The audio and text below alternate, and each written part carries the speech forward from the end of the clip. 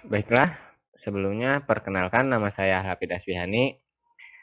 Saya mahasiswa Universitas Saletehan, Fakultas Ilmu Kesehatan, jurusan Program Studi Ilmu Keperawatan Non-Reguler. Oke, langsung saja ya. Di sini saya akan sedikit menjelaskan tentang materi, di mana materi ini tentang mikrobiologi dan aplikasi di bidang kesehatan oleh Dr. Joni Iswanto.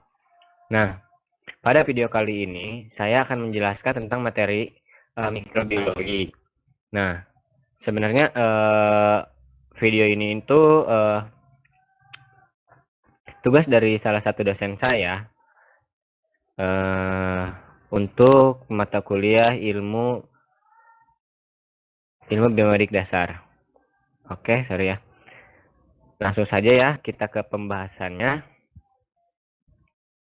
Baiklah, di sini buat teman-teman mahasiswa yang sedang belajar, mahasiswa keperawatan terutama ya, yang sedang belajar ilmu keperawatan dasar, mohon simak dari awal sampai akhir, jangan di skip ya. Oke, ini deskripsi mata kuliahnya, memberikan kemampuan kepada mahasiswa untuk memahami tentang mikroorganisme dan parasit yang mempengaruhi kesehatan dan konsep-konsep yang mempengaruhi kesehatan. Tentu saja ini tidak terlalu penting. Nah, karena ini PPT dari dosen saya ya, bukan saya yang buat. Nah, di sini ada pokok bahasannya, konsep dasar mikrobiologi, ada bakteriologi dasar, kemudian memberikan vaksin, mikologi, virologi, dan sterilisasi dan desinfeksi. Langsung saja. Nah, di sini ada tujuan instruksi umum. Langsung aja, ini lewat aja. Kemudian di sini ada tujuan instruksional khusus. Nah, ini sumber. Selanjutnya, penting langsung saja. Nah, ini materinya. Nah, jadi teman-teman pernah bertanya nggak sih apa itu mikrobiologi gitu kan? Nah, mikrobiologi ini ilmu yang mempelajari makhluk hidup yang sangat kecil. Diameternya ini kurang dari 0,1 mm yang terlihat dengan mata biasa tanpa bantuan suatu peralatan khusus. Nah, biasanya para peneliti ini menggunakan mikroskop. Oh, jangan sampai stetoskop ya. Beda stetoskop sama mikroskop. Oke, lanjut. Nah, ruang lingkup mikrobiologi ini ada bakteriologi, ada imunologi, ada virologi, mikologi, sama parasitologi. Nah, selanjutnya, mikrobiologi kedokteran. Dipelajari mikroorganisme yang ada kaitannya dengan penyakit infeksi. Nah, dicari nih jalannya, bagaimana cara pencegahannya, kemudian penanggulangannya, serta pemberantasannya. Karena masalahnya ini banyak kuman yang resisten dan mampu beradaptasi dengan lingkungan yang baru.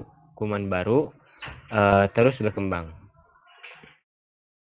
Nah, selanjutnya ini ada di zaman sejarah ya, zaman purba. Penyakit infeksi ini dianggap sebagai penyakit kutukan dari para dewa atas dosa-dosa manusia. Nah, jadi di zaman purba ini terutama mereka beranggapan penyakit ini kutukan dari para dewa gitu kan. Karena dosa-dosa yang mereka lakukan. Nah, di sini ada teori dari Hippocrates ya. Hippocrates ini bisa disebut bapaknya ilmu medis gitu, dalam dalam dalam ilmu kedokteran ya. Nah, Hippocrates ini menjadi dua faktor, membuat dia dua faktor, yaitu ada faktor intrinsik dan ekstrinsik. Apa itu faktor intrinsik? Nah, jadi Hippocrates ini mengatakan faktor infeksi ini dari dalam tubuh. Karena di dalam tubuh kita juga banyak terdapat mikrobiologi. Nah, kemudian di sini ada faktor ekstrinsik dari luar tubuh ya, dari bukan di dalam, jadi benda asing di luar dari tubuh kita gitu. Nah, selanjutnya ada teori generation spontania atau makhluk hidup timbul dari benda-benda mati. Selanjutnya, nah, ada teori tentang oleh Anton van Leeuwenhoek. Nah, dia ini melihat makhluk-makhluk kecil atau kuman dalam berbagai cairan dengan menggunakan mikroskop. Jadi si Anton ini pertama kali yang menggunakan mikroskop. Seperti tadi dikatakan ya, karena mikrobiologi ini gak bisa dengan mata telanjang gitu, harus dengan mikroskop, harus dengan lensa. Nah, di sini ada lensa, jarum untuk melihat sediaan, kemudian sama alat pengukur, alat pengatur fokusnya. Nah, di sini ada bentuk-bentuk kuman. Di sini ada bentuk kokus. Gimana sih gitu tuh ya bentuk kokus itu? Nah, bentuk kokus itu bulat ya, teman-teman. Di bentuk kokus itu bulat, kemudian basil itu panjang ya, kemudian spirilium ini dia spiral. Tahu kan ya spiral ya? Oke, lanjut. Nah, di sini ada penelitian oleh Louis Pasteur tahun 1860. Dia membuktikan ketidakbenaran teori generatio spontanea dengan melakukan percobaan dengan memanaskan kaldu di dalam suatu labu balon dengan tujuan mematikan jasad-jasad renik yang ada di dalamnya dan didiamkan selama beberapa waktu. Kaldu tersebut menjadi keruh. Nah, jadi kesimpulan dari teori Louis Pasteur ini adanya pertumbuhan mikroba. Jadi makanya kenapa ketika ada banyak juga kan ya mikroba ataupun virus yang kalau misalkan di ini dia malah bertumbuh gitu tuh. Jadi resisten dianya. Nah, kemudian ada Lister mendukung kebenaran teori Pasteur, yaitu melakukan desinfektan sebelum pembedahan. Sebelum membedah itu harus didesinfektan. Nah, jadi pada zaman ini tuh angka infeksi menjadi berkurang. Kesimpulannya, desinfektan dapat mematikan mikroba-mikroba gitu. Sama apa sih desinfektan? Bisa dengan alkohol gitu. Kemudian ada si Robert Rock ya. Dia meneliti kuman antrak yang menyerang ternak. Kemudian dia berhasil mengasingkan kuman antrak dalam bentuk biakan murni dengan mempergunakan medium. Nah, dia membuktikan bahwa kuman yang diasingkan tersebut dapat menimbulkan penyakit yang sama bila dimasukkan ke dalam tubuh binatang percobaan yang peka gitu kan, yang peka terhadap percobaannya. Nah, lanjut di sini ada Pastulat Koch. Dia meneliti kuman harus selalu dapat ditemukan di dalam tubuh binatang yang sakit, tapi tidak di dalam binatang yang sehat. Kuman tersebut harus dapat diasingkan dan dibiarkan dalam bentuk biakan murni di luar tubuh binatang tadi. Biakan murni kuman tersebut harus mampu menimbulkan penyakit yang sama pada binatang percobaan. Nah, kuman tersebut dapat diasingkan kembali dari binatang percobaan tadi gitu. Nah, tahun 1900 ini hampir semua kuman penyebab penyakit diketahui. Hampir semua penyakit. Sebenarnya masih banyak kuman ataupun virus yang belum diketahui. Bukan belum diketahui ya, karena belum muncul ke permukaan bumi gitu kan. Soalnya saya mendengar di salah satu artikel, saya membaca di salah satu artikel bahwa ketika es di kutub utara meleleh, nah di situ banyak virus-virus yang terkubur di zaman purba. Kalau misalkan kutub utara sama kutub selatan meleleh gitu kan, pasti banyak virus-virus yang muncul. Nah, penyakit diketahui di mana ini ada yang udah diketahui itu Bacillus anthracis, Corynebacterium diphtheri yang biasa kita sebut diphtheri, kemudian Salmonella typhus, kemudian ada Neisseria gonorrhoeae, ada Clostridium perfringens, Clostridium tetani, single dysentery, sama Treponema pallidum. Nah, selanjutnya dengan majunya teknologi ditemukan jasad renik yang lebih kecil. Nah, gara-gara lebih maju kan teknologi. Nah, jadi ditemukanlah virus gitu kan. Yang pertama itu oleh si Iwanowski tahun 1892, yaitu virus mosaik tembakau. Kemudian diikuti oleh tahun 1900 oleh Walter Reed, yaitu virus hepatitis. Kemudian ada oleh Lover tahun 1898, yaitu virus ternak. Masih banyak lagi teman-teman. Nah, selanjutnya, seseorang yang terserang kuman dan kemudian sembuh dari penyakit biasanya akan mempunyai kekebalan. Tidak mudah terserang penyakit yang sama untuk yang kedua kalinya. Nah, melahirkan konsep tentang vaksinasi ya. Jadi ketika seseorang terkena kuman, terkena virus gitu kan, terkena bakteri, dia ini bisa kebal tubuhnya karena si imunnya ini membuat sistem kekebalan terhadap kuman tersebut. Nah, makanya ketika ada kuman tersebut menyerang lagi gitu kan. Jadi si imun di dalam tubuh kita ini udah punya proteksi gitu, udah punya senjata buat melawannya gitu. Nah, kemudian akhirnya melahirkan konsep tentang vaksinasi oleh Edward Jenner. Kenapa ada vaksinasi ya karena hal tersebut tadi. Nah, kemudian beberapa vaksin yang telah dikembangkan di dunia ya, yaitu vaksin cacar oleh Edward Jenner, vaksin rabies oleh Pasteur, kemudian vaksin difteri, vaksin TBC, sama vaksin hepatitis. Selanjutnya, nah, ditemukan obat-obat dari bahan kimia untuk mengobati suatu infeksi, yaitu obat sulfanilamida oleh Domag, kemudian penicillin oleh Alexander Fleming, kemudian antibiotika lain, masih banyak antibiotika yang lain. Nah, masalah dari ketiga obat tersebut ya, ketiga obat yang ada di sini nih, bisa menimbulkan, sebenarnya bukan obat yang ada di sini aja, banyak obat yang bisa menimbulkan retensi. Nah, contohnya kayak tuberkulosis ya, tuberkulosis kan dia tumbuh di paru-paru yang menyerang alveoli karena si bakteri tuberkulosis ini dia mencari tubuh yang lebih banyak oksigen gitu kan, O2-nya. Jadi ketika kalau misalkan kita dalam pengobatan selama 6 bulan gitu kan, tidak sepenuhnya tuntas 6 bulan, misalkan baru 5 bulan gitu kan kita putus obat. Nah, jadi si kumannya ini jadi resisten terhadap obat tersebut gitu. Makanya dia harus jadi kandungannya harus lebih tinggi. Nah, efek sampingnya ya lebih berbahaya lagi kepada tubuh kita gitu. Karena ini obat-obatan gitu.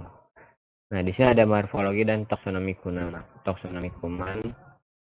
Nah, nomenklatur atau pemberian nama binomial name mempunyai 2 nama. Diperkenalkan pertama kali oleh Linnaeus untuk tanaman tahun 1753. Nah, penamaan kuman terdiri dari nama genus di awal huruf besar, Erytheton specificum huruf kecil. Nah, contohnya Salmonella typhi sama Clostridium tetani. Nah, nama kuman dapat berasal dari kata baru yang disesuaikan dalam bahasa Latin atau nama seseorang yang dilatinkan. Bacillus ini identik dengan artinya ini batang. Kalau misalkan bentuknya batang, dia harus namanya Bacillus gitu. Sama Clostridium, pintalan yang halus. Nah, Micrococcus atau butiran kecil. Nah, Erwinia ini dari nama yang menemukan gitu. Makanya dia dilatinkan jadi Erwinia gitu. Sama aja sama si ini nih, Pasteurella dari nama Pasteur gitu kan. Dilatinkan jadi Pasteurella. Salmonella dari penelitian ini si Salmonella typhi penyebabnya ya tipoid. Nah, gitu dari nama Brucella ini dari nama Bruce. Gitu. Kemudian selanjutnya, nah spesies. Apa itu spesies? Spesies ini adalah suatu jenis mikroorganisme yang sudah tertentu. Dia organisme yang tertentu gitu, gak bisa dirubah-rubah gitu aja gitu tuh. Kemudian ada strain. Dia kan murni atau kuman tersusun dari kelompok kuman yang merupakan keturunan kuman dari suatu isolat. Misalnya,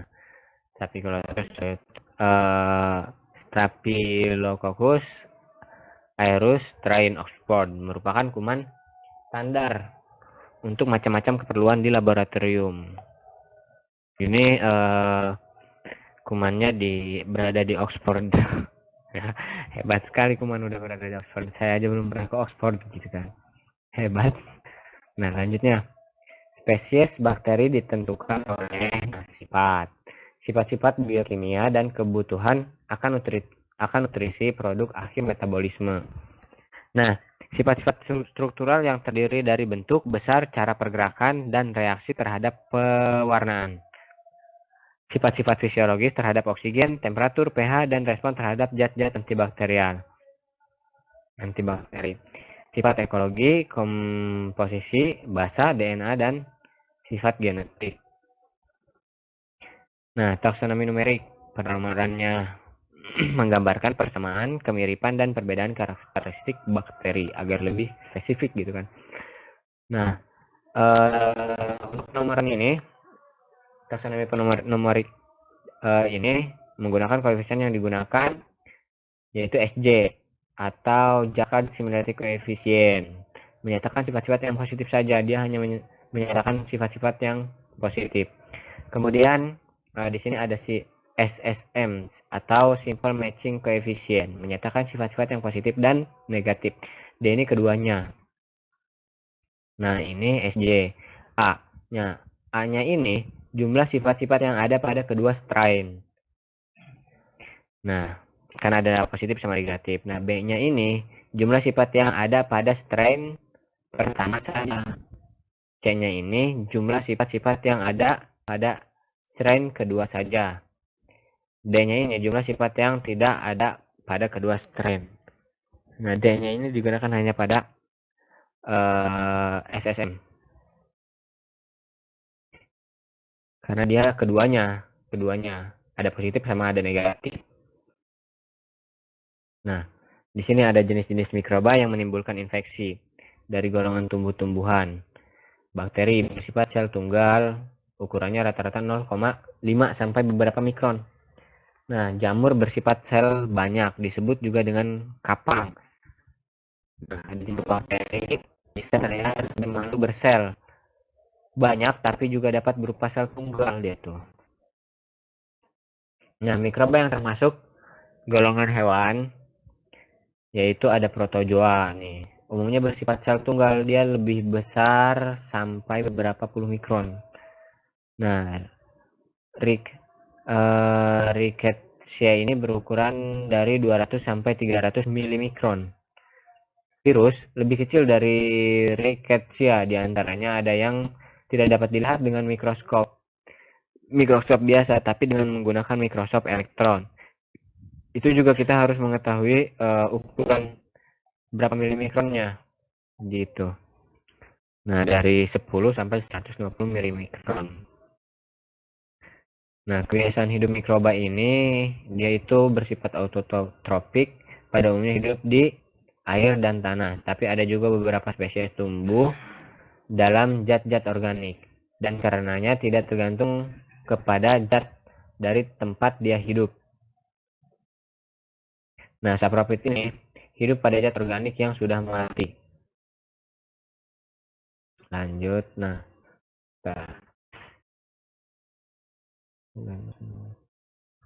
Lanjut ya. Nah, bentuk morfologi bakteri, yaitu berbentuk basilus. Nah, tadi udah dijelaskan ya. Cara berbentuk seperti tongkat pendek agak silinder. Nah, bentuk kemudian agak silinder ya. Ada bentuk kokus, bentuknya seperti bola-bola kecil, mengelompok berempat, sama dengan tetracoccus. Bergelombol seperti anggur, dia itu bergelombol seperti anggur gitu. Staphylococcus, nah berkelompok seperti kubus sarang Cina. Di sini ada bentuk spiral, nah bentuknya panjang berbengkok-bengkok. Nah, kemudian ada bentuk vibrio, dia bentuknya koma, bentuk seperti batang bengkok seperti koma. Nah, bentuk spiral dia itu seperti batang berbelit-belit panjang.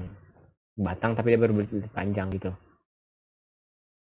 Nah, struktur tubuh bakteri ini bersel tunggal dan dapat berpasang-pasangan. Nah, selnya merupakan sitoplasma yang berdinding tegas. Terdapat bulu flagellata yang berguna untuk bergerak. Ada yang terlihat berselubung sebagai pembungkus kapsul. Gitu. Nah, ukuran bakteri ini ada ya, untuk ukuran yang bentuk basil, lebarnya itu 0,3 sampai 1 milimikron. Nah, panjangnya 1,5 sampai 4 milimikron. Yang bentuk kokus diameternya 1 milimikron. Nah, kemudian yang bentuk spiralnya ini lebar 0,5 sampai 1 milimikron, panjangnya itu 2 sampai 5 milimikron. Nah, yang bentuk fibro ini lebar 0,5, panjang sampai 3 milimikron. Kemudian bentuk spiroseta itu lebarnya 0,2 sampai 0,7 milimikron, panjangnya 5 sampai 10 milimikron. Nah, susunan kimia bakteri. Ternyata bakteri juga terdapat ada susunan kimianya, padahal itu makhluk kimia ya. Maksudnya makhluk bakteri ya. Jadi biologi kimia itu saling berhubungan gitu. Nah, bakteri ini 85% air, zat hidrat arang, protein, lemak, garam-garaman, enzim, dan vitamin. Nah, dia itu berkembang biak dengan cara memperbanyak diri, membelah diri dalam media yang baik. Bakteri dapat memperbanyak diri dengan cepat. Nah, kayak si bakteri tuberkulosis ini, dia ketika berada di alveolus karena ruang lingkup dia pengennya gitu kan, dia pengennya di yang banyak O2-nya nih, makanya dia eh, hinggap mencari bagian tubuh yang banyak O2-nya, ya alveolus, makanya dia ke situ kan. Nah, ketika dia ke situ, pertumbuhannya itu lebih cepat karena ketika dia nyaman di situ gitu kan, dia dapat melakukan apapun, dia dapat membelah diri lebih cepat gitu kan, hingga berjuta-juta. Itu satu bakteri nih ya, didiamkan 10 jam di tempat yang nyaman gitu kan, bisa menjadi berjuta-juta dalam 10 jam itu. Nah, di sini ada flagella atau artinya bulu atau cambuk, berfungsi untuk bergerak. Nah, banyak dipercayai bakteri berbentuk spiral, bisa terdapat pada satu ujung atau kedua ujungnya. Kemudian klasifikasi flagel. Monotrika. Bila flagel terdapat pada satu sisi saja. Amfitrika itu flagelnya terdapat pada kedua ujung. Nah, Lofotrika ini flagel pada sisi ujung banyak. Ya. Peritrika tersebar di ujung ke ujung setiap sisi. Nah, atrika ini tidak terdapat flagel sama sekali. Dia flagelnya spora. Bentuk bakteri yang sedang dalam usaha mengamankan diri terhadap pengaruh dari luar. Fungsinya sama dengan kista pada amuba gitu. Kemudian bakteri berubah bentuk menjadi spora bila keadaan tidak menguntungkan. Bila dia terserang ya. Kalau menguntungkan nih, dia berubah jadi spora. Oke gitu, kedudukan spora. Dia dia sudah terminal nih, terletak pada bagian ujung, subterminal antara bagian ujung dan tengah, kemudian ekuatorial pada bagian tengah, sferikal sesuai keadaan. Habitat alami mikroorganisme yaitu tanah, kebanyakan bersifat patogen. Nah, kenapa di tanah? Karena ya dia banyaknya di tanah. Tanah itu banyak bakteri-bakteri kotor gitu kan. Tapi nih untuk anak-anak, kalau misalkan kita nggak pernah sama sekali main tanah apapun nyentuh tanah gitu tuh, maka kita di dalam imun kita ini nggak ada nggak ada kekebalan tubuh buat menyerang bakteri tersebut. Nantinya nggak si imun ini nggak membuat senjata eh, buat melindungi dia gitu, buat melindungi dari bakteri tersebut. Nah, kemudian habitatnya ini ada di air, terutama pada air yang tercemar gitu kan. Nah, kemudian di udara, terutama pada udara di dalam ruangan. Nah, ketika kita di dalam ruangan nih ya, kalau misalkan ventilasinya kurang baik, nanti si mikroorganisme ini masuk, tapi dia nggak tahu jalan keluar karena sebenarnya bisa dia keluar dari tempat yang dia masuk lewat pintu gitu kan. Tapi dia nggak ketuk dulu, dia tinggal masuk aja gitu kan. Kemudian dari makanan susu, pada susu sapi yang diperah secara aseptik dan pada sapi yang sakit. Nah, interaksi mikroba. Hubungan timbal balik antara mikroba dengan mikroba lain maupun dengan organisme yang lebih tinggi. Bentuknya, bentuk interaksinya, sintrofisme, saling menguntungkan, ada kompetitif, dia bersaing, simbiosis, berlangsung lama dan memerlukan kontraksi. Hubungan hospes dengan kuman, adanya kuman dalam tubuh manusia tidak selalu diikuti dengan keadaan sakit. Bisa juga dia sehat gitu kan, ada kumannya, bisa. Nah, interaksi hospes dan kuman tidak selalu berwujud penyakit. Ditentukan oleh keseimbangan antara virulensi kuman dan daya tahan tubuh hospes. Gitu. Kalau misalkan kita lagi daya tahan tubuh kita lagi lemah nih ya, gampang banget tuh bakteri menyerang, kemudian menyebabkan kita sakit gitu. Nah, virulensi kuman adalah derajat patogenisitas yang dinyatakan dengan jumlah mikroorganisme atau mikrogram toksin yang dibutuhkan untuk membunuh binatang percobaan dengan syarat-syarat tertentu. Nah, ini tergantung pada daya invasi sama toksigenisitasnya. Macam-macam bentuk hubungan kehidupan mikroba, ada simbiosis nih. Apa itu simbiosis? Simbiosis adalah hidup bersama antara dua makhluk yang saling menguntungkan kedua belah pihak. Contohnya mikroba yang hidup pada ikan. Nah, kemudian ada komensalisme, makhluk hidup yang hidup pada makhluk hidup yang lain, tapi tidak merusak makhluk hidup yang ditumpangi. Nah, dia nggak merusak, nggak juga menguntungkan dia. Itu komensalisme. Nah, parasitisme atau mikroba yang hidup dan dapat menimbulkan sakit pada tuan rumah. Dia pada hospesnya bikin sakit. Nah, lanjut. Mana tadi? Oh, udah. Oh, oke. Baiklah, cukup sekian dari video materi dari saya. Kurang dan lebihnya mohon maaf karena saya juga hanya mahasiswa yang penuh dengan kesalahan. Untuk waktu dan telah menontonnya, saya ucapkan terima kasih. Assalamualaikum warahmatullahi wabarakatuh. Dadah.